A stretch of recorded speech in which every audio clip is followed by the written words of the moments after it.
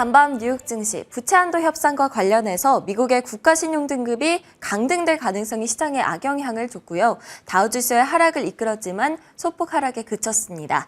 엔비디아가 전날 장마감 후에 호실적을 발표하고 24%나 폭등했는데요. 이 때문에 나스닥 지수가 1.7%가량 큰 폭으로 상승을 하는 등 투자 심리가 살아나는 모습을 보이기도 했습니다. 간밤 시장 어떻게 봐야 될지 김태수 위원님과 함께 자세하게 이야기 나눠보도록 하겠습니다. 위원님 안녕하세요. 네, 안녕하세요. 네, 시장 어떻게 보셨을까요? 네, 정말 시장이 기술주들이 분출하는 그런 과정들을 보였습니다. 엔비디아가 기술 랠리를 촉발하는 모습을 보였고요. 댄 아이브스 웹부시 전무이사가 나와가지고 얘기를 했습니다. 기술주와 대형주를 다룬 22년 동안 자기가 이런 정도의 가이던스 범위를 본 적이 없다 이렇게 얘기를 했습니다. 그만큼 엔비디아가 어떤 그 매출이나 이런 규모에 있어가지고 앞으로 급변하는, 급성장하는 그런 모습들을 보게 될 것이다라고 얘기를 한 건데 이런 부분들이 시장에서는 기대감을 더 크게 만들어 놨습니다. 경제 이슈 관련해서는 이제 실업수당 청구 건수가 22만 9천 건 정도로 예상보다 낮게 나오는 상황이었죠. 그리고 분기별 GDP 관련해서 이제 2차 데이터 나왔는데 여기 1.3% 지난번보다는 0.2%포인트 조금 높게 이렇게 성장한 것으로 나왔습니다. 부채 한도 관련해가지고 이제 이슈들이 많아요. 어제도 이제 여러 가지 모임들이 이런저런 얘기를 하고 있다 그랬는데 지난밤에는 더 이제 크게 목소리를 내는 모습이었습니다. 지금 하원에서 어떤 진보 그룹이 있습니다. 한 100명 정도 있는 진보 그룹이 있는데 이쪽에서 나온 거는 이제 노동자들한테 피해를 주는 거래는 받아들이지 않겠다 이러면서 또 갈등을 좀 더 심화시키는 모습이었고 또 하나는 이제 하원에 있는 민주당 쪽에서도 이제 원내대표가 계속해서 여기에서 싸울 것이다 이렇게 또 얘기를 하면서 좌절감을 만들어 놓는 그런 모습이었습니다. 이런 상황 속에서 이제 신용평가사 피치가 나서가지고 가장 먼저 미국의 신용 등급에 대해서 언급을 했습니다. 신용 등급이 강등될 수 있다라는 내용이었는데 부채 한도가 해결될 것 같지 않다. 그래서 우리는 이 부분을 더 지켜보고 있다. 결국은 해결되지 않을 경우에는 신용 등급이 일단 강등될 수 있다라는 어조로 그렇게 발표가 나와서 시장에서 조금 다우지수는 올라가지 못하는 그런 모습을 보였습니다. 이런 상황에서 이제 2년물 국채 수익률이 한 7%, 장중에 한 7% 가까이 상승하면서 뭔가 좀 리스크가 상승하는 그런 모습들도 보였습니다. 원유 시장은 마이너스 3%대 크게 하락하는 모습 보였는데 첫 번째는 러시아에서 지금 한 얘기가 오펙 쪽에서 뭐 감산할 것 같지는 않다. 이제 러시아는 지금 원유 굉장히 많이 팔고 있죠. 그러다 보니까 이제 가격이 못 올라갈 거다라는 그런 뉘앙스로 지금 얘기를 했고 그리고 사우디아라비아 측에서 이제 공매도 세력에 대한 경고를 이제 그저께 했는데 이 부분이 계속해서 시장에서 조금 매도세가 나오게 하는 그런 역할을 하고 있습니다. 그리고 부채 한도 협상 관련해가지고 달러화가 강세로 보이다 보니까 달러에 대한 부담도 좀 생기는 모습이고 여기에 이제 시티그룹이 나서가지고 전반적으로 이런 일들이 이제 수요에 대한 부분에 우려가 있다 이렇게 얘기를 하면서 유가가 하락하는 모습 보였습니다. 내일은 이제 4월 개인 소비하고 소득이 발표가 되는데 각각 월간으로 0.3% 정도 상승할 것으로 그렇게 전망이 되고 있고 4월 개인 소비 지출 가격 지수가 지금 한 4.1% 정도 상승할 것으로 기대를 하고 있습니다. 전월 대비해서 0.1%포인트 정도 아주 미미하게 낮아지는 수준인데 표에서 보시면은 이제 2년 전에 4월 달에 3.6% 수준 아래로 그렇게 떨어져야지만 이제 연준에서 금리 정책을 그래도 좀 변화를 주지 않겠냐, 즉 금리의 인하에 대한 그런 가능성을 내비치지 않겠냐 그렇게 좀 기대를 할 수 있기 때문에 이 PC나 이런 어떤 인플레이션 관련된 지표들이 이제는 좀 3%대로 좀 떨어지는 그런 모습들을 우리가 확인을 해야 될 것 같습니다. 그리고 지금 이제 내일 기업들 같은 경우에는 전자상거래 플랫폼이죠. 핀듀오도 운영하고 있는 이제 PDD 홀딩스 이 회사가 이제 실적 발표를 앞두고 있습니다. 지금 49센트 정도 기대하고 있는데 EPS가 전년 동기에 30센트였기 때문에 좀 증가할 것으로 그렇게 예상을 하고 있습니다. 내일 발표될 소비 지출 관련 데이터 그리고 핀듀오디오의 실적 역시 챙겨가시기를 바랍니다. 그럼 섹터 종목별 흐름 확인해 보도록 하겠습니다. 기술 섹터가 이렇게나 오른 적이 있었나 싶을 정도로 강한 상승세를 나타냈습니다. 거의 4% 가까이 올랐는데요. 엔비디아의 영향이 컸었죠. 반면 에너지 섹터는 유가가 크게 빠지자 1.8% 하락을 했고요. 헬스케어 그리고 유틸리티 섹터의 흐름도 좋지 못했습니다. 종목별로 자세하게 들여다보도록 하겠습니다. 먼저 기술 섹터부터 보겠습니다. 전날 장마감 후에 실적을 발표했던 엔비디아 그리고 스노우플레이크는 완전히 상반되는 주가 흐름을 보였는데요. 엔비디아는 올해 계속 상승세를 이어왔었는데 전날도 예상치를 웃도는 실적을 발표를 했죠. 이에 엔비디아의 주가는 약 24% 그야말로 폭등을 했습니다. 때문에 필라델피아 반도체 지수가 6.8% 급등을 했고요. AMD가 11%, TSM이 12%, 그리고 브로드컴이 7%, 인공지능 사업을 하고 있는 마이크로소프트와 알파벳 역시 3.8% 그리고 2%씩 상승을 했습니다. 반면에 소프트웨어 업체죠. 스노우플레이크는 실망스러운 실적에 16.5% 급락을 했고요. 인텔은 5.5% 급락세를 나타냈습니다. 커뮤니케이션 섹터를 보시면 알파벳과 메타가 각각 2%, 1%씩 상승을 했는데요. 통신주들은 빨간불을 펴면서 하락폭이 컸습니다.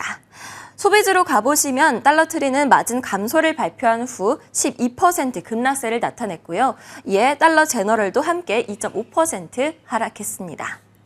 부채한도 협상 불안은 달러 강세를 유도를 했습니다. 이에 원유와 천연가스 가격이 큰 폭으로 떨어졌는데요. WTI는 약 3% 가까이 하락을 하면서 72달러를 하회하기도 했습니다. 그렇다면 종목별 이슈들 위원님과 함께 자세하게 짚어볼까요? 네, 엔비디아를 안 보고 넘어갈 수는 없습니다. 어쨌든 전년 동기 대비해서 33% 증가한 이런 110억 달러 정도의 매출을 기대하고 있다. 이렇게 이제 얘기를 하면서 2분기에 대한 기대치도 엄청 높게 잡아놓는 그런 모습을 보였습니다. 월스가의 예측을 50% 이상 상회하는 모습 보이고 이 수치만 해도 사실 엄청나게 굉장한 데이터가 아닌가 보여집니다. 앞으로 이제 실질적으로 우리가 이제 인공지능이라는 걸 가지고 실질적으로 얼마나 기업의 매출을 더 늘릴 것이냐를 우리가 그동안 많이 예측을 해왔는데 정말 실제로 이 정도일 것이다라고는 사실 생각을 안 했거든요. 하지만 실질적으로 정말 놀라운 결과가 나타나면서 놀라운 예측치가 이제 회사 측에서 발표가 되면서 전반적으로 관련 주식들을 상승시켰습니다. AMD 같은 경우에도 뭐 10%대 올라가고 반도체 장비 제조업체 대만 반도체죠. 대만 반도체 같은 경우에도 12% 상승하는 그런 모습을 보였습니다. 하지만 이제 인공지능이라고 해서 지금 다 올라가는 건 아니에요. 이게 칩 제조업체들하고 소프트웨어 업체들하고 좀 엇갈리는 상황이 생겼습니다. 엔비디아가 성장을 하고 있지만은 이제 인텔 쪽에서는 마이너스 5% 오히려 이제 인텔에 있던 주주들이 엔비디아를 옮겨가면서 이렇게 하락하는 모습 보였고 또 소프트웨어인 업스타트는 마이너스 8%나 하락했죠. C3 같은 경우에도 보합권에서 계속 등락을 보이는 모습을 보였습니다. 그리고 이제 그 인공지능 하면은 또 이제 클라우드 쪽하고도 또 연결이 되는데 클라우드 같은 경우에는 스노우플레이크가 실적을 굉장히 안 좋게 발표를 했어요. 그러면서 마이너스 16%나 급락을 했고 하지만 반대로 이제 이 클라우드 쪽에서 스노우플레이크가 조금 부진할 경우에 반대로 시장 점유율을 더 가져올 수 있는 회사들이 있습니다. 오라클이라든가 어도비라든가 마이크로소프트 같은 회사들은 뭐 3%에서 8%까지 이렇게 가까이 오르는 그런 모습들을 보였습니다.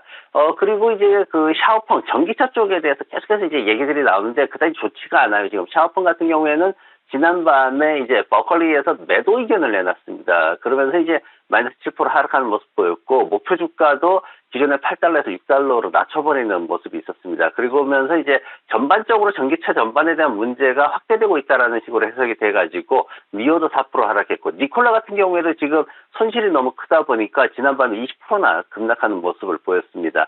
메이시스가 이제 실적 발표를 이제 앞으로 이제 하게 되는데 6월 1일날 이제 하게 되죠. 근데 그때 이제 한 46센트 정도 이렇게 나올 것으로 예상이 됩니다. 근데 이게 한 50% 이상 하락하는 수준이기 때문에 이런 부분들에 대해 가지고 뭐 퀄스라든가 노드스톰이라든가 이런 백화점 관련 주식들이 모두 한 3, 4%대 메이시스는 7%나 하락하는 모습 보였고 장마감 후에 이제 갭이 실적 발표를 했는데 매출은 줄고 있지만 그래도 순이익이 그동안 해고 많이 했거든요. 그러면서 늘어나면서 장마감 후에 한 10% 이상 급증하는 모습 보였습니다. 오늘 제가 차트 가지고 온 거는 반도체 관련된 차트가 서로 지난밤에 엇갈렸기 때문에 좀 가져와 봤습니다. 하나는 3배짜리 베어 쪽으로 이제 약세장에다 배팅하는 SOXS라는 코드를 쓰고 있는 거고 하나는 이제 SOXL이라는 코드를 쓰는 서로 이제 상반된 방향으로 움직이는 ETF들인데 지금 불스 쪽에서는 20% 급등하는 모습이 있었지만 베어 쪽에서 약세 쪽에 베팅한 거는 20% 급락하는 상황이 생겼습니다. 지금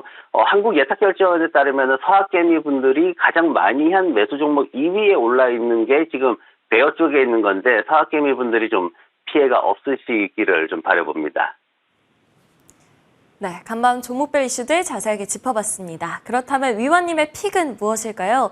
간밤에는 좀 하락하기는 했었는데요. 엔비디아와 기술 경쟁을 할 회사다라면서 소개를 해주십니다. 인텔 가져오셨어요? 네, 맞습니다. 제가 이번 주에 추천해드리고 있는 종목들은 모두 바닥권에 있는 종목들입니다. 지금 기술주들 그동안 따라가지 못한 분들에 대해 가지고 이제 조금씩 이런 종목들을 잡아보시라는 추천을 해드리고 있는데 시간을 조금 길게 가져갈 수밖에 없는 상황이다. 그렇게 말씀을 드리고 있습니다.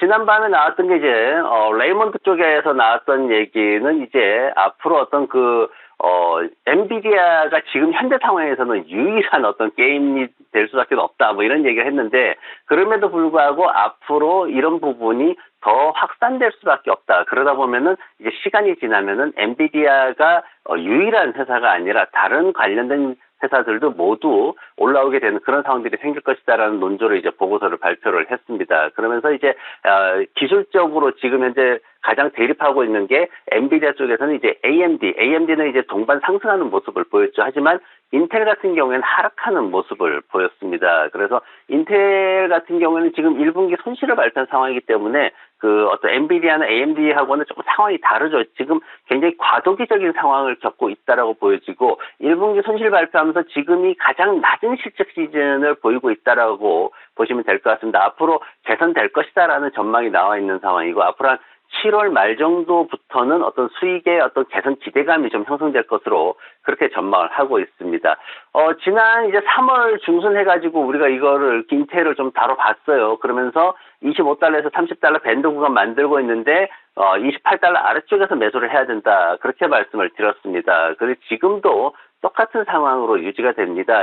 지금 지난밤에 이제 하락하면서 30달러, 32달러까지 올라갔다가 지난밤에 하락하면서 28달러 아래 구간으로 다시 떨어졌는데 충분히 재매수할 수 있는 구간에 들어왔다라고 보시면 됩니다. 그래서 목표가는 조금 길게 잡아서 앞으로 한 6개월에서 12개월 정도 보면서 38달러 그리고 그 다음에 2차적으로 44달러까지도 볼 수 있는 그런 상황으로 진행될 것으로 보여지고 기술적으로 가장 고도의 기술을 지금 인공지능 분야에서 가지고 있는 게 어쨌든 엔비디아가 실적을 내고 있지만은 그거와 관련해서 내년에는 이 인텔의 신제품이 나오면서 서로 경쟁하게 될 수밖에 없는 그런 구도로 갈 것이다. 이렇게 전망되고 있기 때문에 앞으로 이 종목을 좀 관심을 기울이면 좋으실 것 같고 손절매는 아래쪽 25달러 수준에서 잡으시면은 좀 편안하게 투자를 하실 수 있을 것 같습니다.